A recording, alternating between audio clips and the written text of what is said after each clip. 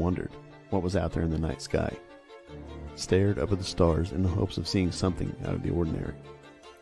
Have you heard unexplainable noises coming from a vacant room, or watched a shadow cross the wall in front of you? Have you asked yourself if there is life after this one, or if you had life before? What about strange creatures that are mythical and elusive? Have you experienced deja vu or felt a prompting to leave because you felt you were in danger? If you have, you were on the fringe.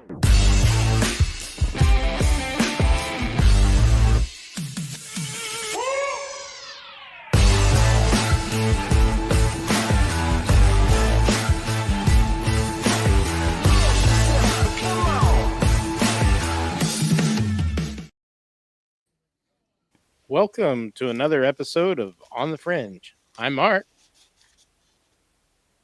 I'm Philip. I'm Sam. And I'm Jess. Phil hasn't been down here for so long, he forgot to introduce Got his himself. name. Oh, wow. Got his name. That was awesome. I blame it on the lag. That's what it was. That's There it. you go. There you go. Sure, that's what it was. Internet lag. Yes. Bandwidth. Yeah, it's been a while. Darn it. Well, tonight, folks, we are going to talk about dream visitation. Do our friends and relatives who have passed before us visit us in our dreams? So, before we get started, I'm going to take care of our housekeeping. And here we go. Hey, this is Mark with What If Tomorrow and What If Tomorrow on the Fringe. Be sure to check out our website, whatiftomorrowmedia.com, and look at our cool merch. We've got t-shirts, hoodies, posters, and more. Our affiliates are Duke Cannon, EMP Shield, My Patriot Supply, and Conflicted the Game. Or check out buymeacoffee.com/whatiftomorrow and buy us a coffee. And as always, be sure to like, comment, and share on both Facebook and YouTube. It helps get our content out to others and help our channel grow. Now on with the show. All right. So, dream visitation. For those of you who aren't aware, which there probably is not a whole lot of people who have not heard of this, especially after hearing some neat statistics that Jess came up with. But dream visitation is where, and sometimes it doesn't necessarily have to be a deceased friend or loved one. Sometimes you get visited by people who are just thinking about you strongly. But it's where your loved ones visit you in a dream. They have characteristics that are usually fairly easy to tell the difference between a dream. You know, dreams are all crazy and stuff, and you don't remember much of them. Whereas a visitation, they're super clear, and they stick with you. You don't forget them, and you feel like you've actually seen this person. So, I think most of us have some personal experiences with that. And I invite anybody who's on in the comments to share your story if you want as well. So, who wants to get us started? Or I can start. You start. All right, I'll start. Oh, Phil? Yeah, no, I was going to say, I'll start it off. I mean, I've had an experience. You were talking about everybody, all of us here kind of having an experience. I don't know if it was I don't believe it was a dream state. But I've shared many times before. My grandmother, I was in Florida when she passed away here in Kansas, and I woke up and she was at the foot of my bed. And I've been talking back and forth with my family the prior evening. So you might say it was a dream state. I don't know. And full transparency. I mean, I've done no research on this. This is just a spur of the moment thing. Hey, I asked Mark, hey, what's going on? And I'll jump on with you or whatever. But the next morning, the petty officer that was kind of over the barracks or whatever came to my door. It was like 6 in the morning, and he knocked on the door.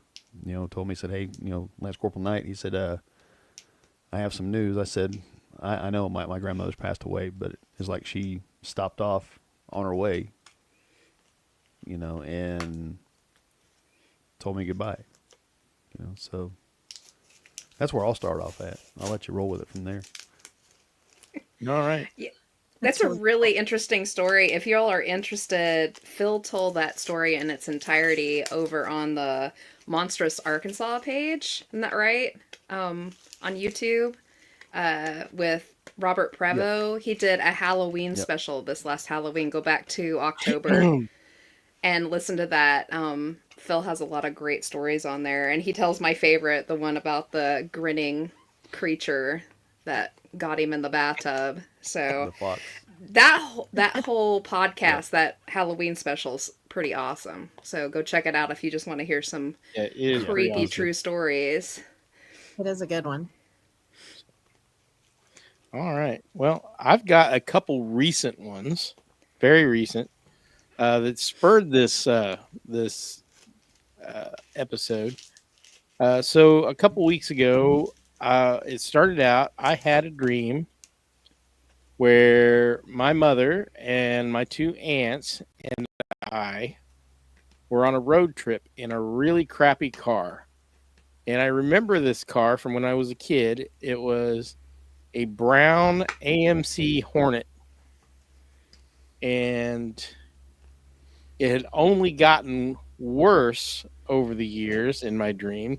Parts of it were falling off as we went down the road. And my aunt kept patting me on the shoulder, saying, "It's going to be all right. We'll make it." And we drove up my grandparents' old street where I spent many years, hanging out with the neighbors, had little friends on that street.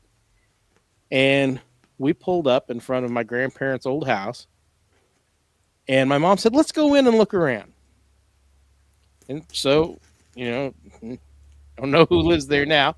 We just walked in and we looked around, and we kept finding things that were there, when I was a kid or when Mom was a kid. And she'd show them to us. And I remember she was so thrilled when she found her dog Eric's blue and white rubber ball, all cracked and nasty, had a bell in it, a hole in it. Just an old dog toy. But it was just, when I woke up, I really felt refreshed. Like I had really spent time and had a good time. And then not a few days later, I had a dream where I was in a convenience store, and it was just one of those weird dreams. You know how they start out.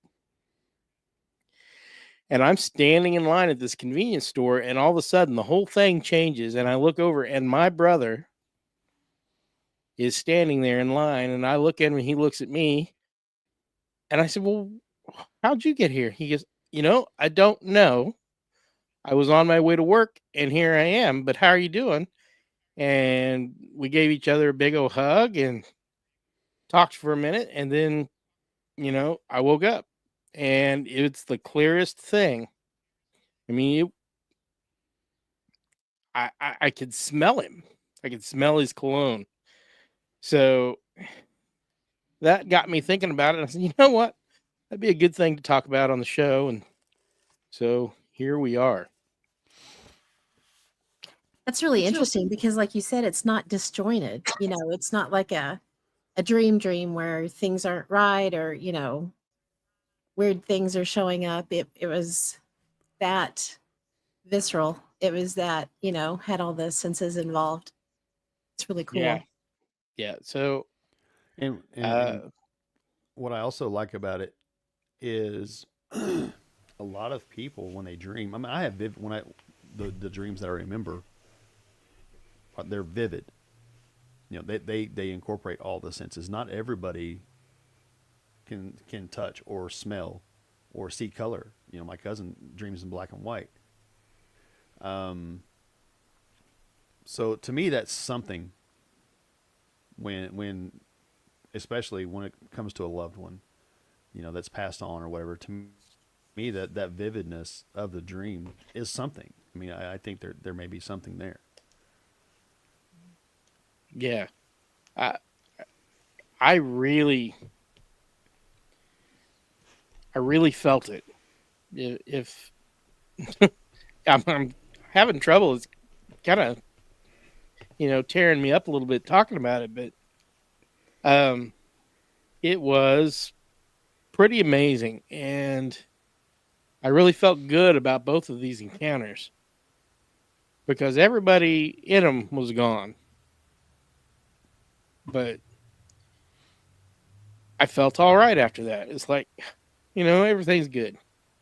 It's awesome. So, but And an interesting point, I think you mentioned this, Mark, when we were talking about it before. Didn't you say something to the fact that he has said that he was on his way to work, and when he had passed, he had just gone to work or yeah, something he to that just walked effect? in and sat down, and he passed away right there. And so that's part of what made it. Yeah, I don't know. I was on my way to work, and here I am. It's But wild. Wow. so yeah, yeah, it's still tearing me up pretty good. But I felt like it was something that probably people needed to discuss because it happens quite a bit. Uh, Jess, you found some statistics? Oh, yeah, I sure did. Let me pull them back up again. Yeah, in my hunt, because I actually went and hunted up some you know, people's dreams and stuff that they'd had on their own, and I found an article that was super interesting. This is from 2023. So this survey was conducted March 27th through April 2nd, 2023, among 5,079 adults. And they tried to include as many religious backgrounds, atheists, and everything, tried to get them all shoved in there so you could kind of get a good overview. And they found out that about half of US adults, about 53%, say they've either been visited by a dead family member in a dream or in some other form. And substantial share say they've had interactions with dead relatives in just the last 12 months, so before 2023. But I would assume that it's probably the same now. I can't imagine it's changed a lot in just a couple of years. 34% have felt the presence of a dead relative. 28% have told a dead relative about their life, and 15% have had a dead family member communicate with them. In total, 44% of Americans report having at least one of these three experiences in just the previous year. So it's absolutely a high amount.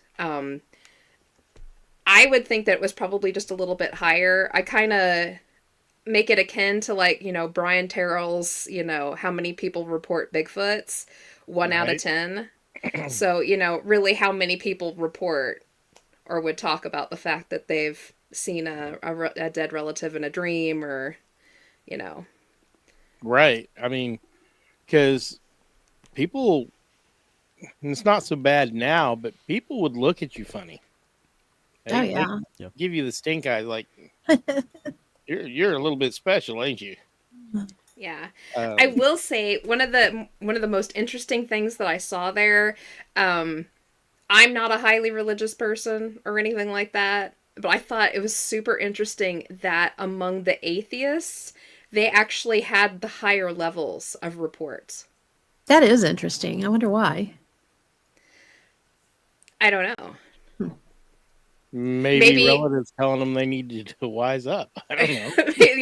all the relatives are coming back and saying, Something out well, there. regardless of, across all religions, whatever you believe in or whatever, maybe they're just all coming back saying, hey, there is something over Yeah. here.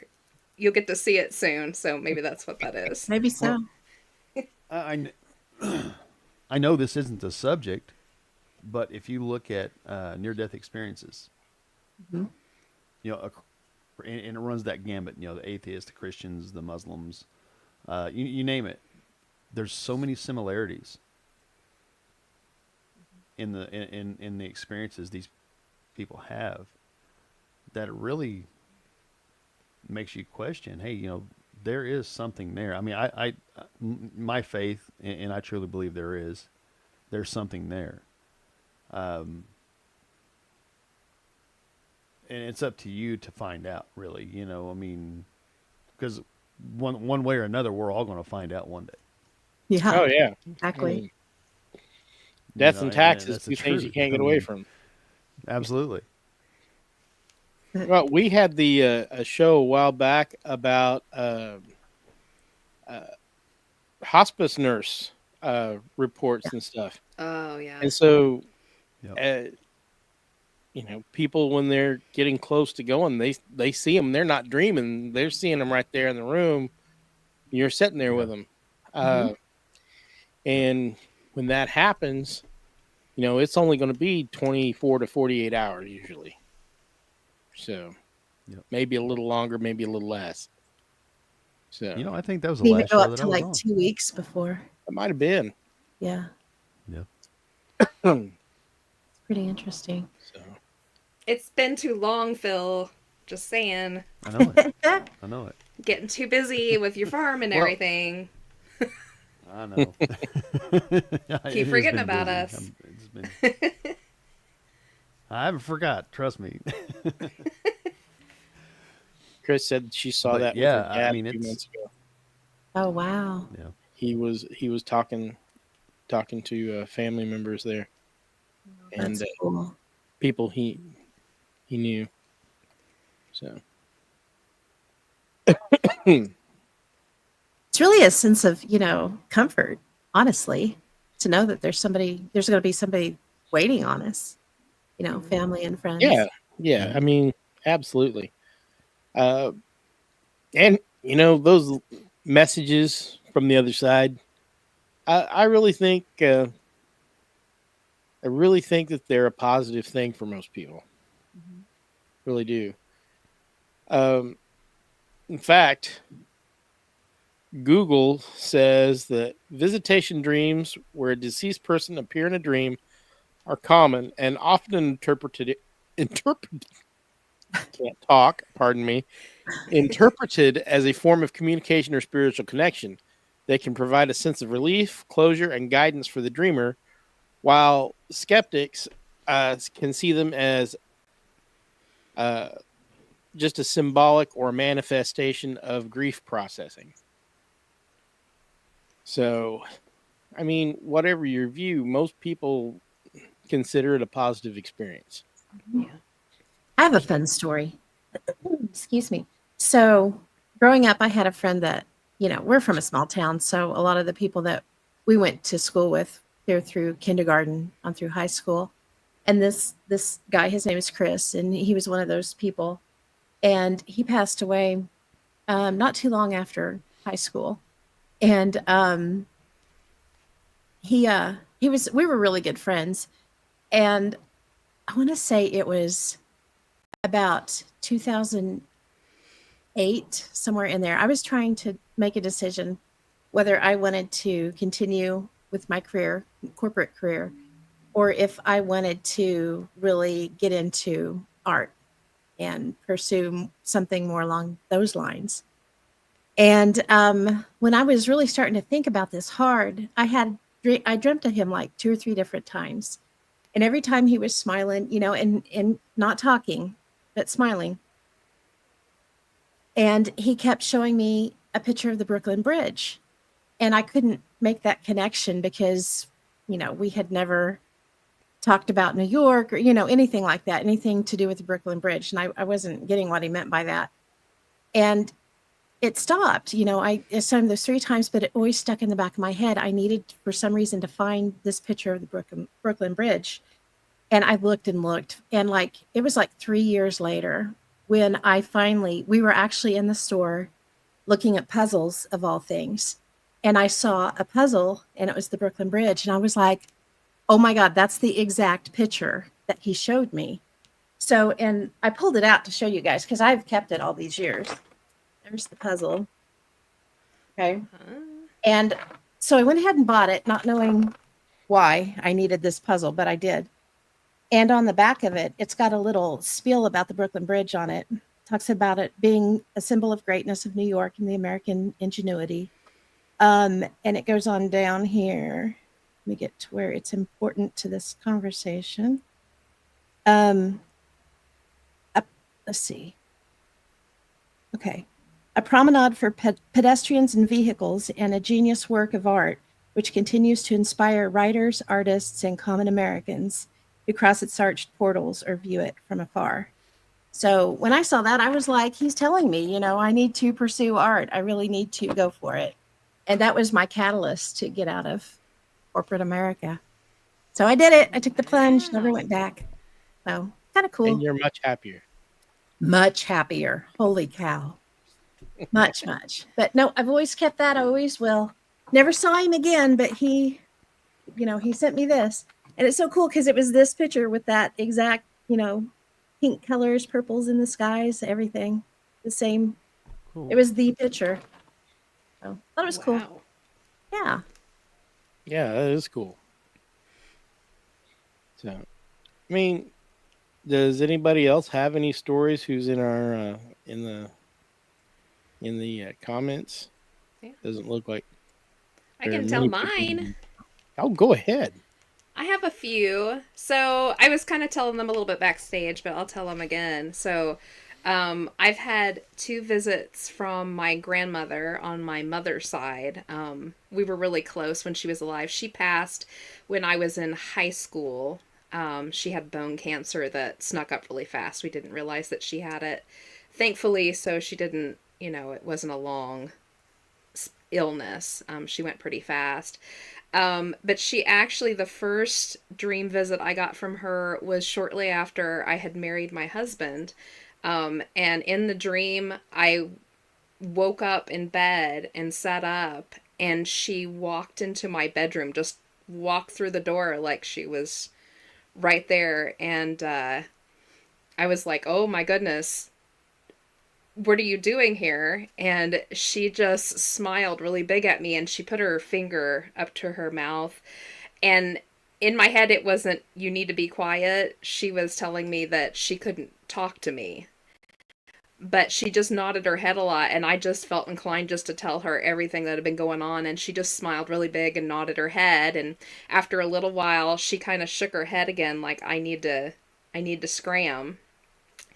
And so I told her, I love you so much and I miss you. And she nodded her head at me and just walked back out again. And it was like Mark said, you feel fantastic when you wake up from that. You're like, oh, that's awesome.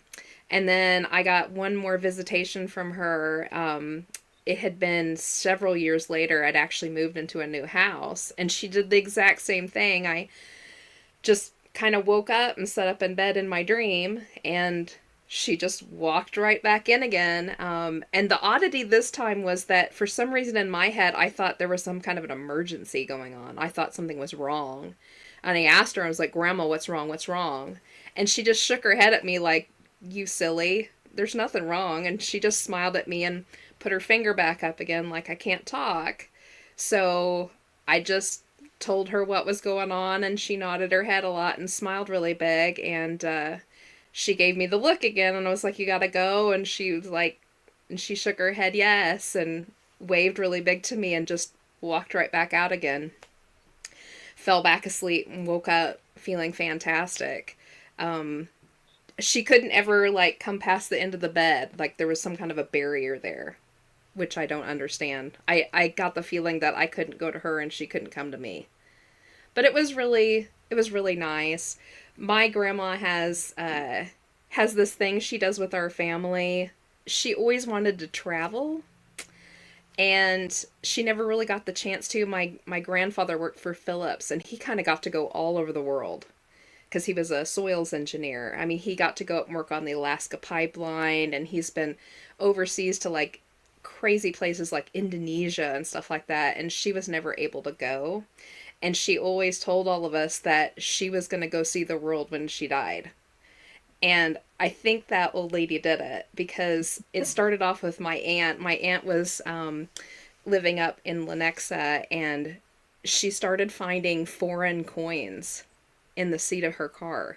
Wow. She would get in her car and there'd be like change from a couple different places, like Chinese yen, and she started realize, because the doors are locked, nobody's like throwing foreign coins in there, and she finally realized that it was probably grandma finally getting to travel. So That's awesome. I think that's probably why she's only visited twice, because that lady's busy. She's doing some Lots of traveling. places to go.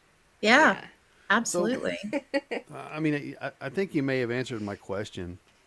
I was just thinking, do you think these visitations are before or after they cross over?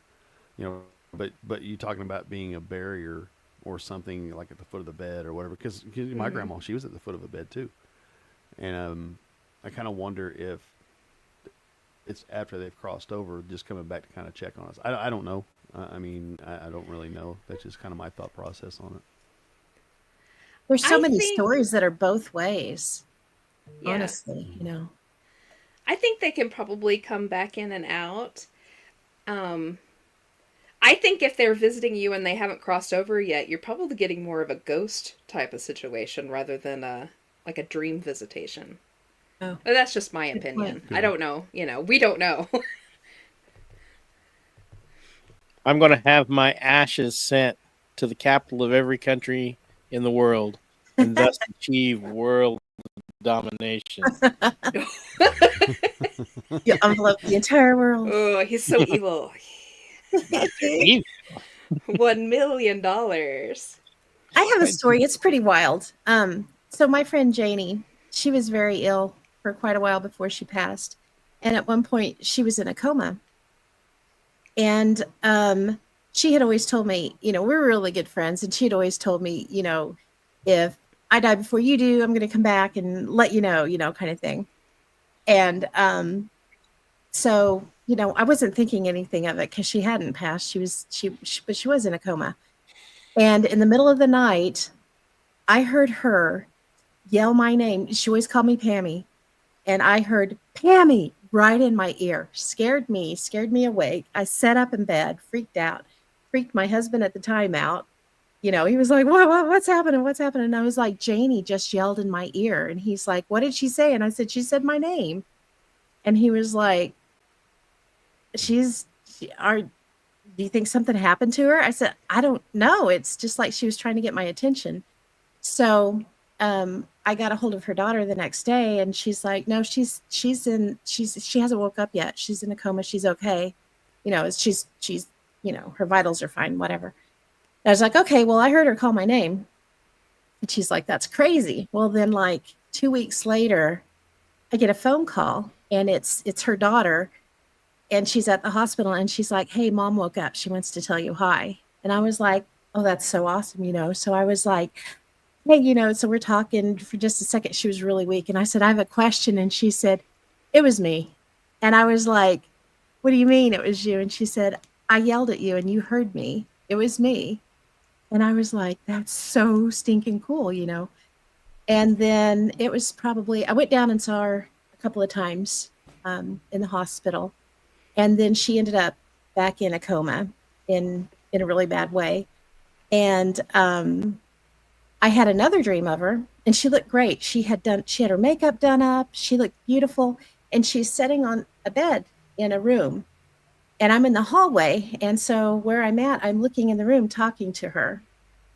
And so she, she's laughing and carrying on, and she just looks beautiful, and she says something, and she says, isn't that right, Dave? And so where I'm at, I turn to look in this other room, and her husband is sitting in this other room on a bed. He had passed away a couple of years prior to this. And I was like, wow, what's Dave doing here? So I thought it was really cool that I was talking back and forth. And so when I woke up, I was super happy because, I got to see Janie, got to tell Dave hi and everything. And I was like, I don't know what it means, but it's really cool.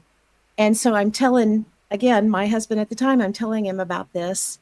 And, I'm super excited. And he's just looking at me like he has this really funny look on his face. And I was like, oh, she's going to pass away soon, isn't she? And he was like, it kind of sounds like it, it was his thinking.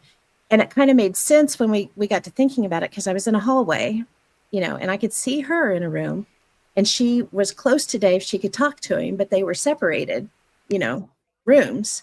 But I was out in the hall and could see both. But it was really wild. And it was just a few weeks later that she did pass.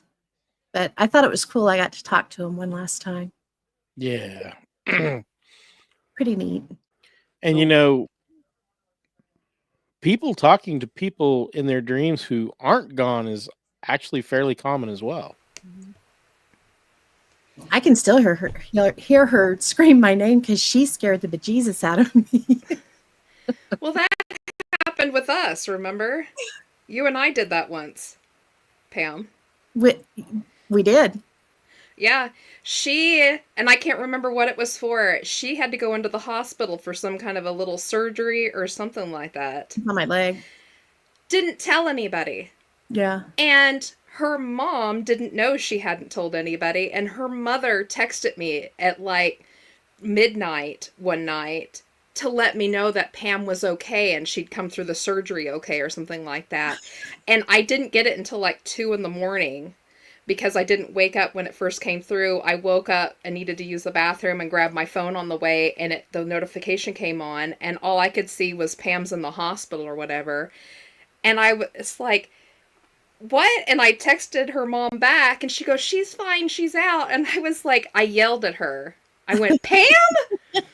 Like, how could you not tell anybody? And I called her the next day, and she was like, was that you that yelled at me in the middle of the night? I woke up because I heard somebody scream Pam. And I was like, that was probably me. No. I was mad because you did that and didn't tell anybody. Shame. Which is kind of interesting because, I have clairaudience. I can hear. Yeah. It's clear hearing is what it means. And it's not always turned on, but it's I mean, I could see that it would be turned on more when I'm asleep, not intentionally, but that it would be easier to access when I was asleep. Oh, it's pretty wild. So that tells me there's an emotional connection. Mhm. And that's what Yeah. seemingly, the loved ones visiting, even the living, visiting. I think I think that's part of it is the emotional connection of those people. Have you guys ever listened to the telepathy tapes? It's a podcast called the Telepathy Tapes. Yeah. Are you familiar with that? I have Pretty not. wild. It sounds like something Whoa. I need to. You I've need told to them listen to about it, but yeah, they need to. Okay, I'm It's writing it pretty down. wild. About nonverbal autistic children. Mhm. All the way up, I think even teenagers and all that. And how they communicate. They communicate around the world. Mhm. They meet on the non-verbally hill. with other nonverbal autistic kids. Yeah. And they meet at a place they call the hill. And It's they pretty wild. It's crazy. Yeah. And this lady, the host, is trying to get it scientifically approved, I guess, that, Tested. per science that they're really doing this.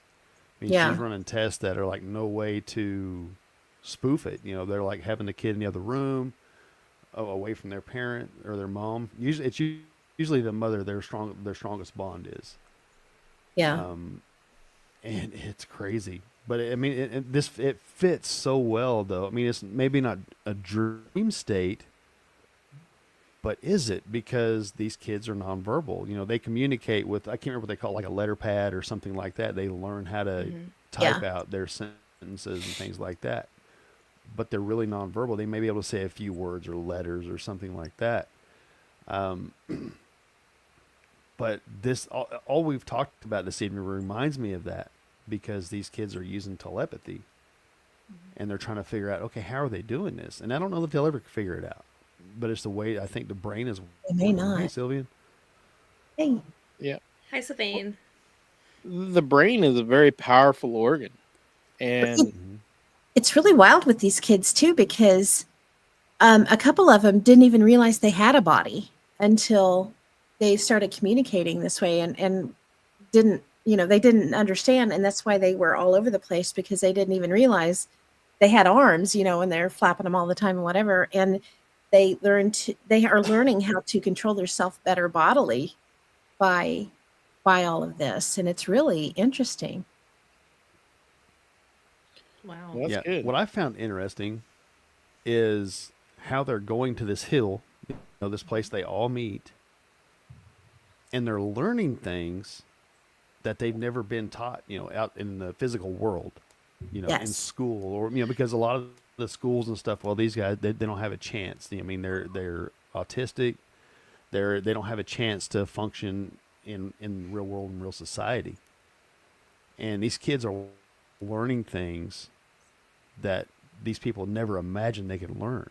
But they are like, and a lot of autistic, are like savants and things like that. But even these kids that are so far, gone compared to our social norms, are learning things beyond even normal people like us, So I mean, it's crazy. It's a good show. It is. It's worth a watch. Who says I'll that check- normal is necessarily a good thing? Right. I tried to be normal for a while. It was the worst 5 minutes of my life. That's funny. It was actually the first 20 years of my life. It was terrible. But I mean, societal norms. I mean, it's programming. Yeah. I mean, my wife and I were talking about that the other day. It's programming. You're expected We to act a program our certain way. kids. You're expected to. We do, absolutely. Yeah. And we teach them to ignore stuff like what we talk about on this show, Mhm. whether Right. we want to or not. Right. And I think a lot of it is also your well-meaning behind it, trying not to scare them or something like that, and you condition them out of that. I really do. Yeah. We've discussed it many times, and I think that's exactly what happens. Mhm. I think that's exactly why young children and animals are more sensitive to the quote-unquote paranormal. I don't think it's paranormal. I think it's just normal, and we learn to ignore it. Yeah. I would agree. You know, we had to put our bulldog down last week.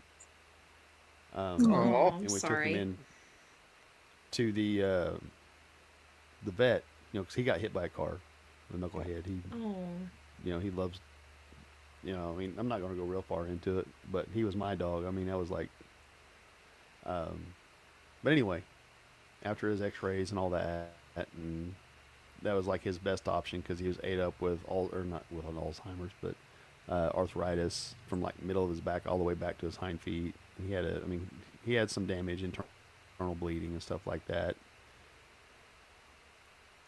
They took him back into the room, and I went back in there. I was waiting on my wife to come down, and he still tried to wag his little nub. But I Aw. think just the sense I got from him was he knew that he was close. I don't think he would have lasted another day anyway. Yeah. But I didn't want him suffering and all that. So, but I think you're talking about animals being open to that. Absolutely, they are. I've seen it too many times. Yep. But Because nobody's told them that they can't. right. Good point. It is, and that's what we do to our kids. Oh no, you're just imagining things. Right. And I'm guilty of it. Mm-hmm. I'm I've guilty tried of it. to. If my kids say something off the wall, I mean, my son, my youngest son, he's always had a really active imagination. I mean, I would say above the norm, and that's not a bad thing, and I'm not poking fun at it. I mean, I think that's brilliant, just being the creative that he is. When he was little, he's like, I used to live in New York, and I'm like, whoa, let's talk about this, and so I've never tried to steer them away from that because I want to encourage it. Yeah. Encourage them to be open and see where it goes, and my daughter's kind of the same way. I mean, she don't like coming upstairs at night, and she's like, I see something in the bedroom. I see a big eye in the bedroom window. I'm like, you're on two-story. You know, you're on the second story. I mean, what are you? In my thought process, you know, I'm like, what are you seeing? Yeah. You know, and she's like, it's just scary. I said, okay, let's explain it. So, well, I can't. It's just a big eye. Hmm. Okay, and I try to ask the information, to get the information. You know, some things, I mean, it could be a kid's imagination, but just no holds barred, you know. But other things, I'm like, okay, what are you open to? What are you messing with? Or are you messing with something? Are you touching on something that maybe needs more conversation about? You know, so that's what I'm trying to do with my younger kids. But I know for a fact, you know, my older boys, that I was like, no, don't worry about that. You know, I mean, this the standard. Okay, I don't want you to be Yeah. scared of the dark, so I'm gonna talk you down. You know, so Yeah. And I think some of us are talking ourselves down too, because we don't I think we a don't lot want of to people think do. that there's something there to scare our kids. So if we Yeah. talk it away, right. we're saving the both of us. Yeah. I think you're rationalize it absolutely away. right. Yeah. I took my oldest, he was deathly afraid of the dark when he was real little. And I got it was grape scented of all things. I don't know why I remember that. But I got an air freshener that was grape scented that he liked. And I made a cover for the can, and it said monster spray. So, you know, when he would be like, oh, you know, it's scary in here, or whatever, we would spray monster spray. And that helped. But he still was not a fan. So I don't know what he was seeing. I wish I would have encouraged him more to talk about it as opposed to trying to chase it away. Well, we're taught as children to be parents who talk our kids down from stuff like that. Mhm. You know, Mhm. I was fortunate. My mom was fairly open-minded about stuff like that. We talked about, you know, we had long, drawn-out conversations about stuff like that. A lot of speculation. Actually, she would have been great on the show. You know, back in the day, she was my inspiration to get into a lot of this stuff. Um, but most people's parents aren't quite so um, open with stuff like that. Now, granted, I was told and I did. I had a very vivid imagination, but how much of that was really my imagination? How much did I just get taught not to see? Yeah. Right. That's what I was going to ask. You know, I mean, like my son. I mean, he's got an extremely vivid imagination. You know, he's getting a little bit older. You know, and I hear him telling his sister, you know, oh, it's no big deal or whatever. I've tried not to talk him down or whatever if he's got ideas and thoughts. So part of me thinks that some of this just happens naturally. You know, he might tell his teacher or something like that. Also, you know, I mean, I'm just trying Yeah. to put things together. You know, and it's not just us, but I think as parents, I think it's more important to be open with them. You know, and maybe not let the belief system rule 100%. Still Right. question, Exactly. you know, because it doesn't matter what your belief system is. It's all belief systems. Maybe aside from atheism, in reality, that's still a belief system. Yeah. But all belief systems lead you to a spiritual realm. You know, so I don't believe it matters what belief system you have. No, I think You know, you're so right. I think if you temper that with the real world and even look through your belief system, but if you look through that in the real world, tempered that with your belief system, I think you're going to wind up on the spiritual side, in a spiritual world, in understanding of it. I don't know. I'm trying to put my thoughts together. I don't know if it came out right, but that's kind of where I'm at. So Yeah. Yeah, Gotcha. and that's how most people view stuff like this, is through whatever belief system. And then as I've gotten older, I've found myself becoming more and more capable of looking around the corners, as it were, to try to see what's really going on, which is kind of why I got into what I've gotten into. And I still find myself being fairly skeptical, but there's been so much stuff that I've run into in the last 13 years now, that I just can't explain any other way. Yeah. And I I'm think fine with that. when it comes to like our group, like the friends that we hang out with, I really think that we have gone and are currently undergoing like a rebirth. As crazy as that sounds, A because we're all just deprogramming. kind of we're deprogramming. We're waking up to all of this. And we've said it 1,000 times before, 12 years ago when we first started this group, we never touched, Bigfoot and parallel universes and stuff like Ghosts. that. That was it. That was it. And we weren't even that deep on ghosts when you really think about it. We were just like, there's an entity and we want to see if we can get it to interact with us. And that's Yeah. about as far as that went. So it's like trying to like redo yourself, like crack down that wall and rebuild it, the correct way is what we're in the middle of doing right now. So, yeah. Just trying If to that be makes more any open. sense. Yeah. And I really think that's probably what led to me accepting my visits a couple weeks ago as being visits. They just felt like visits. And I don't know if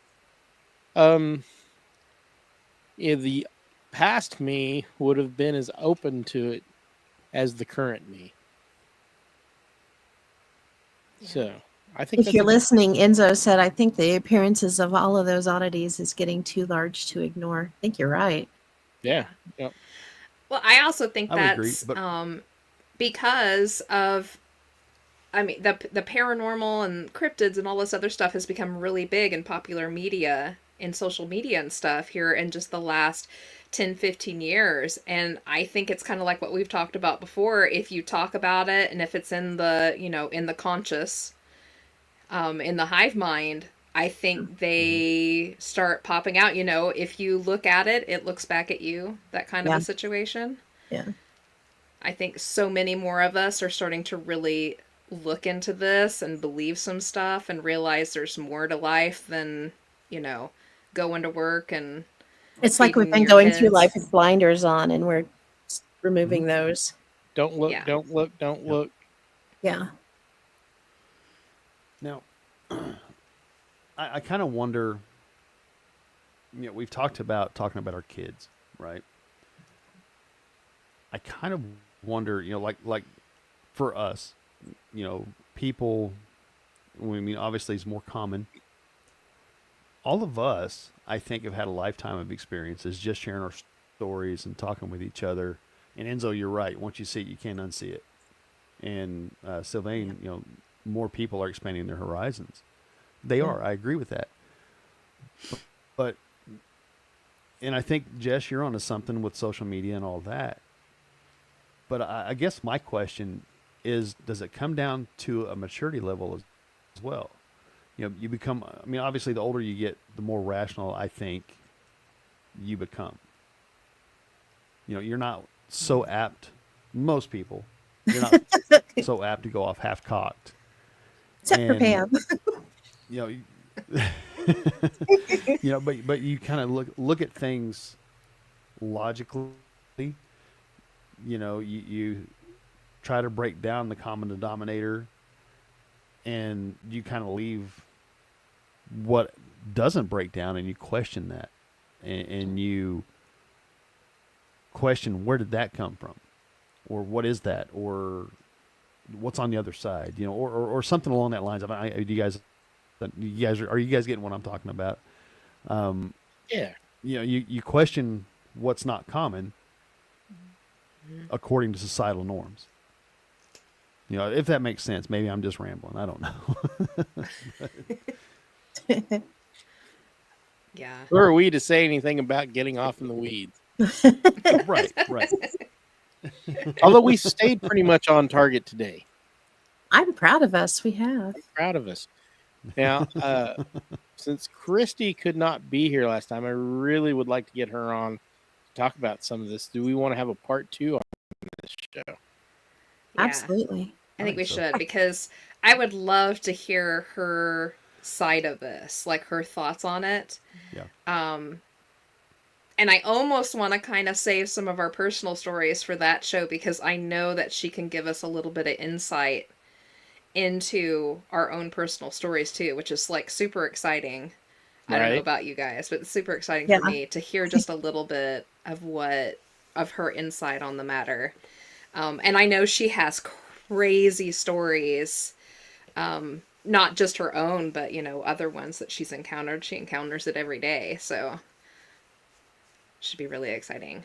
Well, I think in all honesty, I think Christy's advantage in this aspect is she's blind. Yeah. It's opened up her other I senses. really do. Mm-hmm. Yeah. Mm-hmm. Yeah. A lot of people don't realize that. We've had her on shows before and they had no idea. Yeah. Yeah. Christy's blind. I know that she can see some light and a few colors, but it's just about gone, and she's almost always been that way. So yeah, I would assume that if you lose something like that everything else is really your senses are gonna be heightened in other areas. No, I don't care about her eyes. I think she sees way more than I do. For sure. I She would agree. does. So Yeah, she's an awesome person, though. she is. She is. She's the And she best. was really sad she couldn't be on, but she did have commitments. So Yeah, she had a client she had forgotten about, so I will contact her and see when she can get on with us. Maybe if we can't do it the next show, then maybe we can do it the show after and have a part 2 to this. That'd be cool. So yeah. I think it would behoove us, because, like I said, I you're right. I think her insights into this would be illuminating. Mm-hmm. Yeah, I really want to. I have a couple of stories about, I want to say, like, former loved ones. They're not my loved ones anymore, that have visited me in dreams very recently. One of which comes back 2 or 3 times a year, that I don't want around at all. And I wanted to kind of see if she had like some advice. You need the monster spray. I do. Say spirit repellent. Yeah, I have an ex-fiance and a family member that just will not leave me alone. They just keep coming back and causing havoc. So It's because you're so awesome. They can't. Is it? It is. Because your light shines so brightly, they can see Oh, you. well, they need to kick They rocks. need blinders, huh? Yeah. Yeah. Kick rocks. Kick rocks. Yeah. For sure. All right. Well, I don't have a lot more for tonight if we're going to do a part 2 with Christy, because we don't want to waste all of our stories. I've got a couple stories that I can save. I do want to talk to her about my 2 recent ones. Yeah. But yeah, if you guys don't have a whole lot, we'll call it a night and see if we can't get Christy on to finish up. That'd be really cool. Well, you know what? Let's finish out the hour. I got a whole bunch of stories offline, and I found some really interesting ones that like had an outcome to them. Oh, so I've picked 2 out of the whole bunch that I found to tell. One is crazy and one is kind of uplifting. So I'm going to tell the two of those and we can just like leave out on those. How's that sound? That sounds like a good idea. Yeah? Okay. The first one I found was just amazing, and I went and double checked some stuff, and I think it's absolutely true. I did some sleuthing and found the original author of it and went and kind of checked into their details. So it says, after my sister's passing, I had a dream that she was angry and appeared as an angel dressed in red. A man who had abused us both as children was in prison at that time. And in the dream, I saw her hover above him in his cell as he trembled in fear. I watched as she reached her hand into his chest and squeezed his heart. It was such a real filling dream. I found out a little while later that that man had died in prison from a ruptured aorta. Wow. She always said that she was going to make him pay. And I do think it was his fault she had become involved in drug and alcohol misuse before her untimely death. Wow. That's crazy. That's Yeah. crazy. Holy cow. If it's true, wow. Don't piss off that sister. No joke. Yeah.